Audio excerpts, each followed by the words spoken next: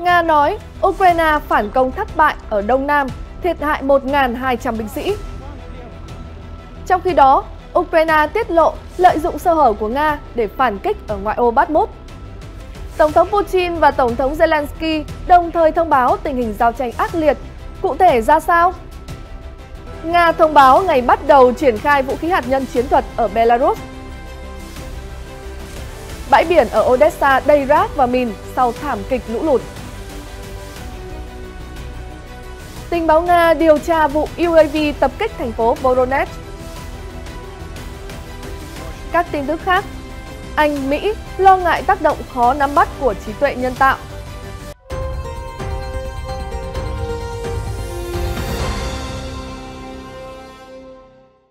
Chào mừng quý vị đang theo dõi Thời sự quốc tế. Sau đây là phần tin chi tiết. Nga ngày 9 tháng 6 cho biết đã đẩy lùi các cuộc tấn công ác liệt của Ukraine ở hướng Zaporizhia và Donetsk, triệt hạ hơn 1.000 binh sĩ Ukraine và phá hủy hàng chục xe tăng, xe bọc thép. Các lực lượng vũ trang Ukraine tiếp tục nỗ lực tiến hành các hoạt động tấn công ở Donetsk và Zaporizhia. Phát ngôn viên Bộ Quốc phòng Nga Igor Konashenkov cho biết, theo Reuters, các tướng quân sự hàng đầu của Nga đã thông báo với Tổng thống Vladimir Putin hôm 8 tháng 6 rằng quân đội đã đẩy lùi thành công một loạt cuộc tấn công mà Moscow cho là nỗ lực phản công thất bại của Ukraine kể từ Chủ nhật ngày 4 tháng 6. Ông nói rõ, các lực lượng Ukraine đã tấn công phòng tuyến của Nga 4 lần với 2 tiểu đoàn bộ binh được hỗ trợ bởi xe tăng ở phía nam vùng Donetsk, nhưng đã bị đẩy lùi. Song song đó, Bộ Quốc phòng Nga cho biết các lực lượng cũng đã đẩy lùi 2 cuộc tấn công ở thành phố Orikhiv thuộc tỉnh miền nam Zaporizhia. Nga cho biết Ukraine đã mất khoảng 1.200 binh sĩ, khoảng 40 xe tăng và một số máy bay, trong đó có một chiếc MiG-29 và một chiếc Su-25 trong ngày 8 và ngày 9 tháng 6. Ukraine đã từ chối bình luận về cuộc phản công được chờ đợi từ lâu và cáo buộc Nga lan truyền thông tin giả về chiến dịch này. Tờ New York Times dẫn lời ba quan chức cấp cao của Mỹ nói rằng cuộc phản công của Kiev đang được tiến hành. Hiện các thông tin về tình hình giao tranh chưa thể kiểm chứng. Trong nhiều tháng, Ukraine đã chuẩn bị cho cuộc phản công mà các quan chức ở Kiev và Washington hy vọng sẽ chọc thủng tiền tuyến và đánh bật lực lượng Nga. Trong khi đó, hàng chục nghìn binh sĩ Nga trong nhiều tháng đã đào hào dọc theo chiến tuyến kéo dài khoảng 1.000 km, tập trung bảo vệ hành lang trên bộ nối giữa đất liền Nga với Crimea, bán đảo mà Moscow sáp nhập vào năm 2014. Sau khi Ukraine có được hàng chục tỷ đô la vũ khí phương Tây để chống lại các lực lượng Nga, sự thành công hay thất bại của cuộc phản công lần này sẽ ảnh hưởng đến sự hỗ trợ ngoại giao và quân sự của phương Tây trong tương lai dành cho Kiev. Tình hình Bakhmut tiếp tục có nhiều xáo động. Theo Reuters, quân đội Ukraine hôm 9 tháng 6 được nhìn thấy trên đường tới Chasiv-Yar, một thị trấn quan trọng nằm gần thành phố Bakhmut, bị tàn phá. Những người lính ngồi trên nóc xe bọc thép giơ tay chào người dân khi họ đi ngang qua các tòa nhà bị hư hại và cột chống tăng nằm trên cánh đồng. Hầu như tất cả cư dân của Chasiv-Yar đã rời đi sau nhiều tháng pháo kích dữ dội. Một trong số ít người còn ở lại, anh Eduard Kaminsky, cho biết mong muốn sẽ rời đi cùng với binh sĩ Ukraine, nhưng trước tiên sẽ giúp họ về thức ăn khi có thể. Ukraine gần đây thông báo một số cuộc phản kích rời rạc xung quanh Bakhmut, đô thị hầu như do Nga kiểm soát, sau gần một năm tiến hành trận đánh bộ binh kéo dài và thảm khốc nhất châu Âu từ sau đệ nhị thế chiến. Ông Serhiy Cherevati, người phát ngôn của Bộ Chỉ huy quân sự miền đông Ukraine, cho biết lực lượng Ukraine đã tiến được 1,2 km gần Bakhmut trong thứ Năm và thứ Sáu tuần này. Ông nói, chúng tôi đã tận dụng thời gian luân chuyển lực lượng của Nga. Thực tế là các đơn vị mới tiến vào không biết rõ về khu vực, cũng không tiến hành trinh sát và phối hợp thích hợp. Chúng tôi đã tấn công. Lực lượng vũ trang Ukraine ngày 9 tháng 6 đã công bố đoạn phim do UAV ghi lại, nói rằng lữ đoàn pháo binh số 45 đã tấn công một kho vũ khí và vị trí đặt pháo của Nga gần Bakhmut. Đoạn video được đăng trên kênh Telegram của tướng Oleksandr Syrskyi, tư lệnh lục quân Ukraine. Theo Reuters, vị trí quay video cách trung tâm Bakhmut khoảng 6 km về phía đông bắc. Ukraine báo cáo giao tranh ác liệt ở khu vực phía đông Donetsk hôm 9 tháng 6 và đã tái kiểm soát một số khu vực ở Bakhmut. Nga tuyên bố Ukraine phản công thất bại ở miền đông và miền nam, mất hàng nghìn binh sĩ từ hôm 4 tháng 6 đến nay.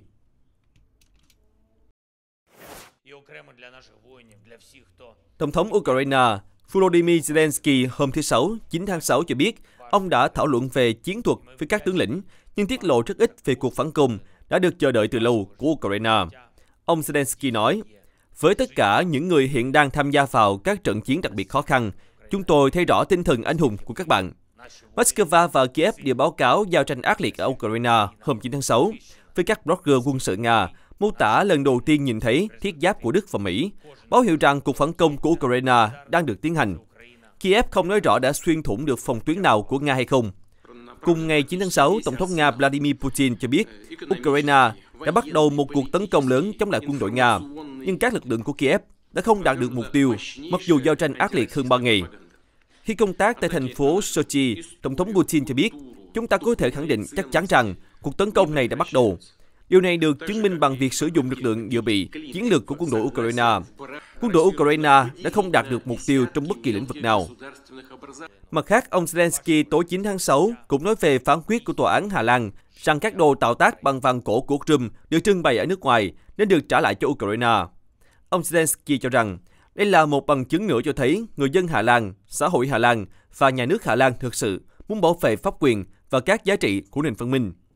Theo Reuters, hơn 1.000 đồ vật cổ xưa, bao gồm một chiếc mũ bảo vệ bằng vàng nguyên khối của người Scythia và một vật trang trí cổ bằng vàng từ Crimea đã được Nga gửi cho bảo tàng Alla Pearson ở Amsterdam mượn trưng bày.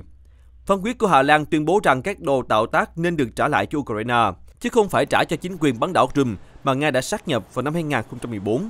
Phán quyết này chấm dứt một cuộc tranh cãi kéo dài và gay gắt ở phương Tây về kho báu của Crimea, nhưng khó tránh khỏi phản ứng gay gắt từ phía Nga. Vào cuối tháng 12 năm 2022, Moscow đã chỉ trích một tòa án ở Hà Lan ra phán quyết yêu cầu các báu vật Crimea được trưng bày tại một bảo tàng của Hà Lan phải hoàn trả cho Ukraine, chứ không phải Nga. Dường như giới chức Hà Lan đang cố ý phá hoại mối quan hệ với Nga, bà Maria Zakharova, phát ngôn viên Bộ Ngoại giao Nga, khi đó cho biết. Nga sẽ bắt đầu triển khai vũ khí hạt nhân chiến thuật ở Belarus sau khi các cơ sở sẵn sàng, dự kiến vào ngày 7 và 8 tháng 7. Thông tin được Tổng thống Nga Vladimir Putin đưa ra với người đồng cấp Belarus Alexander Lukashenko hôm 9 tháng 6 trong một cuộc họp ở Sochi. Mọi thứ đều diễn biến theo đúng kế hoạch, mọi thứ đều ổn định. Điện Kremlin trích lời ông Putin khẳng định. Hai nhà lãnh đạo Nga và Belarus trước đó đã thống nhất kế hoạch triển khai tên lửa hạt nhân tầm ngắn trên đất Belarus. Đồng minh thân cận của Moscow, Tổng thống Putin khẳng định các tên lửa này vẫn sẽ nằm dưới sự chỉ huy và kiểm soát của Nga, tương tự như cách Mỹ đã làm trên đất đồng minh suốt nhiều thập kỷ. Mỹ chỉ trích bước đi của Nga nhưng nói rằng không có sự gia tăng mối đe dọa hạt nhân và Washington cũng không thay đổi tư thế của lực lượng hạt nhân chiến lược Hoa Kỳ. Một bãi biển ở Odessa hôm 9 tháng 6 tràn ngập các mảnh vụn mà chính quyền địa phương cho rằng đã bị nước lũ cuốn đi từ tỉnh Kherson ở miền nam Ukraine, nơi một con đập lớn đã bị vỡ ngày 6 tháng 6, đặt ra những thách thức đáng kể về môi trường. Người đứng đầu chính quyền thành phố Odessa, Oleg Kiber, hôm 8 tháng 6 cho biết sông Dnipro đang mang rác và mảnh vụn xuống hạ lưu và đổ vào Biển Đen sau khi đập Kharkovka bị phá hủy, tạo nên thảm kịch lũ lụt. Quan chức Ukraine nói thêm, mình cùng với cây cối và mảnh vỡ tòa nhà đã bị cuốn trôi tới các bờ bãi bên Biển Đen thuộc tỉnh Odessa. Ukraine đã cáo buộc lực lượng Nga cho nổ tung nhà máy và đập thủy điện Kharkovka từ bên trong nhà máy, nơi do Nga kiểm soát kể từ những tuần đầu tiên bắt đầu xung đột. Ngược lại, Moscow tố cáo Ukraine phá vỡ đập nước để đánh lạc hướng về cuộc phản công thất bại. Sau đó, Nga và Ukraine lại đổ lỗi nhau đã nã pháo vào thường dân khi tiến hành sơ tán người dân vùng lũ. Vụ vỡ đập nước khổng lồ Nova Kakhovka ở miền nam Ukraine đã khiến hàng nghìn người không có nước uống. Tại thành phố Kherson, nguồn cung cấp lương thực cũng ngày càng cạn kiệt. Các tình nguyện viên và nhân viên từ dịch vụ khẩn cấp nhà nước Ukraine vào hôm 9 tháng 6 tiếp tục sơ tán người dân, cung cấp nước uống và thực phẩm cho những người vẫn bị mắc kẹt trong nhà ở vùng lũ. Tình nguyện viên Yulia Kisilova cho biết, mọi người cần nước trong ít nhất 2 đến 3 tuần tới. Họ lo nước máy không sử dụng được. Sau khi đập lớn Kakhovka thời Liên Xô sụp đổ vào hôm 6 tháng 6, một thảm họa sinh thái và thảm họa nhân đạo đã bủa vây người dân. Những chiếc xuồng cao su hiện thay thế ô tô trên đường phố các thị trấn miền nam Ukraine. Lực lượng cứu hộ đi thuyền từ nhà này sang nhà khác để tìm kiếm những người cần sơ tán. Triều Tiên ngày 9 tháng 6 tuyên bố vụ vỡ đập ở Ukraine là kết quả của một kế hoạch do Washington và Kiev dàn dựng. Bình Nhưỡng chỉ trích đó là âm mưu gây ra thảm họa nhân đạo và đổ lỗi cho Nga. Yonhap trích bài viết của Thông tấn xã Trung ương Triều Tiên cho rằng Bình Nhưỡng xác định Ukraine cùng Mỹ và các nước phương Tây khác đã đổ mọi trách nhiệm cho Moscow trong vụ vỡ đập. Theo bài viết của KCNA, chuyên gia Oh Shin-jin từ Viện Nghiên cứu Quốc tế của Triều Tiên đánh giá vụ vỡ đập là một âm mưu tương tự như những cú nổ phá hoại Nord Stream, đường ống đưa khí đốt từ Nga sang châu Âu. Các vụ nổ xảy ra vào tháng 9 năm ngoái đã làm vỡ đường ống này ở biển Baltic, nhưng thủ phạm vẫn chưa thể xác định. Các bên không ngừng đổ lỗi cho nhau. Vừa qua, ông Osongin cho rằng Ukraine hoàn toàn có động cơ để thực hiện những tội ác ghê tởm như tấn công làm vỡ đập với sự đồng lõa của Hoa Kỳ. Theo nhà nghiên cứu Triều Tiên, thảm họa gây thiệt hại lớn trong vùng đất do Nga kiểm soát ở miền nam Ukraine. Ngược lại, Ukraine nói Nga phải chịu trách nhiệm cho vụ vỡ đập, khiến hàng vạn người phải sơ tán từ hàng chục thị trấn Lan Mạc dọc sông Dnipro. Tình báo phương Tây, gồm các cơ quan tình báo Mỹ, đang làm việc để xác định ai là thủ phạm làm vỡ đập. Thời báo Forward cho biết, Thủ tướng Đức Olaf Scholz phát biểu trên truyền hình rằng, cân nhắc mọi thứ, một giả thiết dễ hiểu là phía Nga đã hành động để ngăn cản Ukraine phản công giành lại quyền kiểm soát những vùng đất của mình. Nhà lãnh đạo Đức nói thêm, từ lâu ông đã lo ngại con đập ở miền nam Ukraine bị tấn công. Ở Nhà Trắng, phát ngôn viên Hội đồng An ninh Quốc gia John Kirby cho biết, Mỹ chưa thể đưa ra kết luận cuối cùng vì ai phá hủy con đập.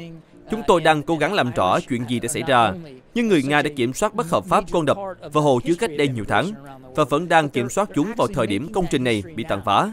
Rõ ràng, việc cố tình phá hủy cơ sở hạ tầng dân sự hoàn toàn không được cho phép theo luật chiến tranh, ông Kirby nói.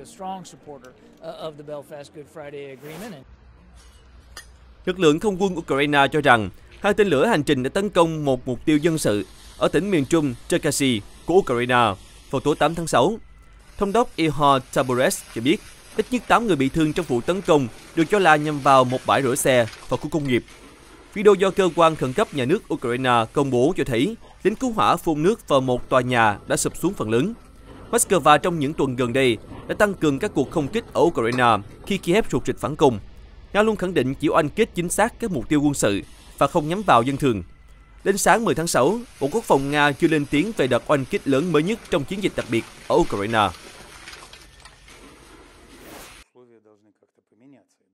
Điện Kremlin ngày 9 tháng 6 cho biết các cơ quan tình báo Nga đang điều tra vụ tấn công bằng UAV ở thành phố Voronezh, miền nam Nga. Người phát ngôn Điện Kremlin Dmitry Peskov cho biết các cơ quan an ninh đang làm việc để làm rõ các chi tiết trong vụ việc. Giới chức Nga cáo buộc Ukraine đứng sau. Trước đó, đài RT chiều 9 tháng 6 đưa tin, thống đốc tỉnh Voronezh cho biết một UAV đâm vào tòa nhà dân cư ở thành phố cùng tên Voronezh đã khiến ít nhất 3 người bị thương. Địa phương này ở tây nam nước Nga, cách thủ đô Moscow khoảng 600 km, cách biên giới với Ukraine khoảng 180 km. Theo RT, hình ảnh hiện trường dường như cho thấy một bức tường bị hư hại nghiêm trọng, có lẽ do UAV va chạm. Một số kênh truyền thông đưa tin chiếc UAV mang theo chất nổ đã bị lực lượng phòng không đánh chặn trước khi lao xuống mục tiêu. Tuần trước, Nga thông báo 3 UAV đã rơi ở thủ đô Moscow sau khi va vào một số tòa nhà dân cư. Nga cáo buộc Ukraine đứng sau vụ tấn công cực đoan này, nhưng Kiev phủ nhận. Ukraine chưa lên tiếng về vụ tập kích Voronezh.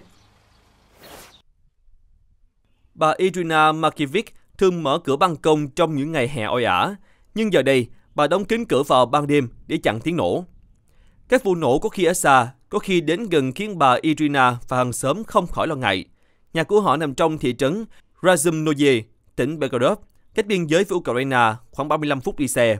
Cư dân địa phương nói với Reuters, các lực lượng phòng không Nga ngày càng phải đối phó nhiều hơn các rocket và máy bay không người lái. Người dân không còn có thể phớt lờ thực tế rằng lãnh thổ Nga đã trở nên dễ bị tổn thương kể từ khi nước này tiến hành chiến dịch quân sự đặc biệt chống lại Ukraine 15 tháng trước. Theo Reuters, hàng xóm của bà Irina, bà Natalia Chenkashina, 65 tuổi, nghĩ rằng khói lửa giao tranh từng ở xa xôi, nay tiến đến gần hơn, sát cửa nhà. Bà Natalia nói với phóng viên Reuters đi từ Moscow rằng, một năm trước chúng tôi sống bình yên như các bạn ở thủ đô Nga. Không ai hiểu điều này như chúng tôi. Mọi người đã nhìn thấy thanh niên Nga lên đường ra trận, nhưng chúng tôi hiểu điều đó theo cách đặc biệt. Hiện thực tàn khốc có thể nhìn thấy rõ khi các vùng biên giới Nga-Ukraine bị bắn phá, nhiều ngôi làng thị trấn quay cuồng để dập lửa. Đó là thời điểm chúng tôi nhận ra cuộc chiến thật khắc nghiệt. Trước đây, nó diễn ra ở một nơi rất xa và không liên quan đến chúng tôi. Bà Natalia nói thêm. Ở tòa nhà đối diện, ông Viktor Ignatiev, 67 tuổi, đang quan sát những mảnh kính vỡ trên ban công nhà hàng xóm. Ông Kratkov, thống đốc tỉnh Belgorod, cho biết 2 ban công căn hộ và một đường dây điện ở Razumnoye đã bị hư hại sau khi lực lượng phòng không Nga bắn hạ các mục tiêu trên không vào đêm 7 tháng 6. Không ai bị thương, thống đốc nói thêm. Ukraine không bình luận về các cáo buộc tấn công xuyên biên giới. Hàng nghìn người Nga sống gần biên giới Ukraine ở Belgorod đã phải di tản khi các tay súng thân Kiev vượt biên tấn công. Bộ Quốc phòng Nga tuyên bố đã tiêu diệt khoảng 70 tay súng và đẩy các phần tử còn lại trở về bên kia biên giới. Khi được hỏi liệu có nghĩ đến việc rời đi, bà Natalia nói không có nơi nào khác. Chúng tôi phải làm sao đây? Biết chạy đi đâu? Con cháu chúng tôi còn ở đây. Chúng tôi đã sống cả đời ở đây, làm việc và dành dụm được chút ít. Chúng tôi có một khu vực rất đẹp, yên tĩnh, có chim sơn ca hót vào buổi tối, không khí thật dễ chịu. Nhưng bây giờ có thể làm gì? Nếu họ dừng tất cả những điều này ở biên giới, chúng tôi có thể sống như trước đây. Phát ngôn viên Điện Kremlin Dmitry Peskov ngày 8 tháng 6 cho biết, việc đường ống ammoniac Tolyatti-Odessa dài nhất thế giới bị nổ ở phần đi qua tỉnh Kharkiv, đông bắc Ukraine, là một yếu tố làm phức tạp thêm tình hình. Nó chỉ có thể tạo nên tác động tiêu cực đối với số phận thỏa thuận ngũ cốc Biển Đen. Thỏa thuận này được Kiev và Moscow ký lần đầu vào tháng 7 năm ngoái, với Thổ Nhĩ Kỳ và Liên Hợp Quốc làm trung gian, nhằm đảm bảo hành lang an toàn cho xuất khẩu ngũ cốc từ 3 cảng ven Biển Đen của Ukraine. Nga nhiều lần muốn rút khỏi thỏa thuận vì cho rằng mặt hàng nông sản và phân bón của nước này bị phương Tây hạn chế xuất khẩu. Về mặt hàng phân bón, đường ống Tolyatti-Odessa của Nga từng bơm tới 2,5 triệu tấn ammoniac hàng năm để xuất khẩu ra toàn cầu, đã không còn hoạt động từ cuối tháng 2 năm ngoái. Vừa qua, Nga ngày 5 tháng 6 cáo buộc lực lượng Ukraine đã làm nổ tung một phần của đường ống dẫn nói trên ở địa phận tỉnh Kharkiv. Quan chức Ukraine lại nói Moscow đã phá vào đường ống hôm 6 tháng 6, không bên nào cung cấp bằng chứng cho những cáo buộc của mình, theo Reuters. Bộ trưởng Công nghiệp và Thương mại Nga Denis Martynov ngày 8 tháng 6 cho biết Moscow hiện không thể tiếp cận phần đường ống ammoniac bị hỏng ở Ukraine. Nga cảnh báo sẽ từ bỏ thỏa thuận ngũ cốc Biển Đen vào ngày 17 tháng 7 nếu yêu cầu cải thiện xuất khẩu lương thực và phân bón của họ không được đáp ứng. Các quan chức Liên Hợp Quốc đang tiếp tục thảo luận với tất cả các bên tham gia thỏa thuận. Phát ngôn viên Liên Hợp Quốc, ông Stefan Dujarric cho biết hôm 8 tháng 6. Ông nói thêm, chúng tôi đang tiếp tục nỗ lực thông qua mọi con đường có thể vì tầm quan trọng của tất cả những điều này đối với cuộc chiến chống nạn đói toàn cầu và đảm bảo giá lương thực không tăng đột biến trên thị trường thế giới. Trước xung đột, Nga và Ukraine là hai trong số các nhà cung cấp ngũ cốc hàng đầu thế giới. Để thuyết phục Nga cho phép Ukraine tiếp tục xuất khẩu ngũ cốc ở Biển Đen vào năm ngoái, một thỏa thuận riêng biệt cũng được ký kết vào tháng 7, kéo dài 3 năm, trong đó Liên Hợp Quốc đồng ý giúp Nga xuất khẩu lương thực và phân bón. Ông Dujarric cho biết, quan chức về thương mại hàng đầu của Liên Hợp Quốc, bà Rebecca Greenspan, sẽ gặp các quan chức Nga tại Geneva vào hôm 9 tháng 6, như một phần trong các cuộc trao đổi thường kỳ của chúng tôi về nỗ lực tạo thuận lợi cho thương mại phân bón và ngũ cốc của Nga.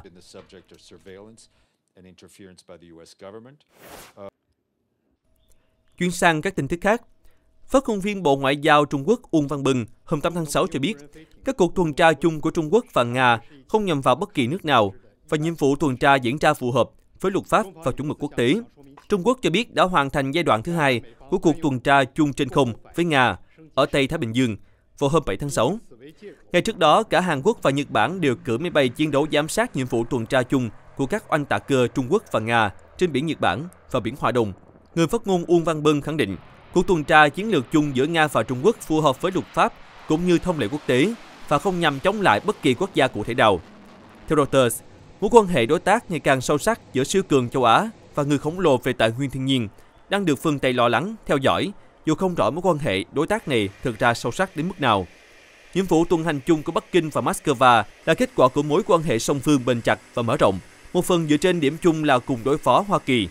Bộ Quốc phòng Trung Quốc cho biết, cuộc tuần tra là một phần trong kế hoạch hợp tác hàng năm của quân đội hai nước. Tổng thống Mỹ Joe Biden hôm 8 tháng 6 nói các rủi ro an ninh do trí tuệ nhân tạo gây ra phải được giải quyết. Trong cuộc họp báo chung với Thủ tướng Rishi Sunak ở Nhà Trắng, ông Biden cho biết, tôi không nghĩ trong lịch sử nhân loại có loại công nghệ nào lại sở hữu tiềm năng thay đổi thế giới như trí tuệ nhân tạo. Thật đáng kinh ngạc. Thủ tướng Sunak cho biết, Anh và Mỹ đã nhất trí hợp tác về đảm bảo an toàn trong lĩnh vực trí tuệ nhân tạo. Ông Sunak nói với báo chí rằng, cuộc thảo luận hôm 8 tháng 6 tập trung chủ yếu vào đảm bảo an ninh trong bối cảnh trí tuệ nhân tạo và các công nghệ mới nổi khác phát triển vượt bậc. Đồng thời, ông cho biết Anh sẽ tổ chức hội nghị thượng đỉnh đầu tiên về vấn đề này vào mùa thu để thảo luận cách giảm thiểu rủi ro của trí tuệ nhân tạo với sự phối hợp của nhiều quốc gia. Hội nghị thượng đỉnh là dịp để chúng ta có thể nắm bắt những khả năng phi thường của thời đại công nghệ mới, Thủ tướng Sunak khẳng định. Ông Sunak cũng đã thúc đẩy tăng cường quan hệ thương mại giữa Anh và Mỹ.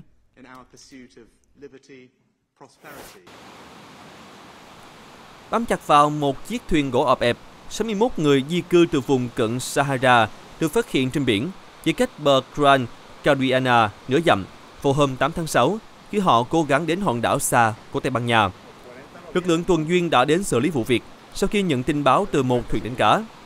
Tất cả 61 người di cư sau đó đã được chuyển lên thuyền của lực lượng tuần duyên và đưa đến cảng Algonigen, nơi họ được chăm sóc y tế. Năm ngoái, gần 16.000 người di cư đã đến quần đảo Canary của Tây Ban Nha, ít hơn 30% so với năm 2021. Bất chấp nguy hiểm trùng trùng, nhiều người vẫn đi từ châu Phi, chạy trốn cái nghèo và bạo lực để đặt chân đến quần đảo của Tây Ban Nha, gây khó khăn cho việc quản lý của chính quyền sở tại.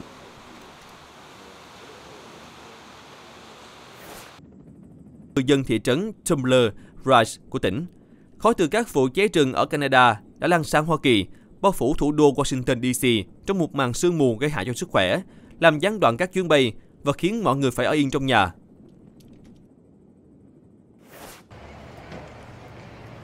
Cục Hàng không Liên bang Mỹ FAA đã hoãn nhiều chuyến bay đến các phi trường ở khu vực thành phố New York và Philadelphia trong 2 ngày qua, cho biết khói cháy rừng từ Canada đang làm giảm tầm nhìn và ảnh hưởng đến các chuyến bay của Hoa Kỳ. FAA cảnh báo có thể cần thực hiện các bước tương tự, hạn chế chuyến bay đi đến Washington và thành phố Charlotte, bang Bắc Carolina. Trước đó, FAA đã tạm dừng các chuyến bay đến LaGuardia và Philadelphia từ vùng Đông Bắc Hoa Kỳ, Ohio và Trung Đại Tây Dương. Hãng hàng không United Airlines cho biết họ đang miễn phí thay đổi và chênh lệch giá vé cho hành khách muốn đổi lịch các chuyến đi từ ngày 8 và ngày 9 tháng 6 cho các thành phố Mỹ bị ảnh hưởng do khói cháy rừng. Hàng trăm vụ cháy rừng ở Canada đã dẫn đến một bầu không khí đầy khói, gây ra báo động về sức khỏe ở các thành phố của Hoa Kỳ. Tin tức vừa rồi đã khép lại chương trình hôm nay. Cảm ơn quý vị đã quan tâm theo dõi. Xin chào tạm biệt và hẹn gặp lại.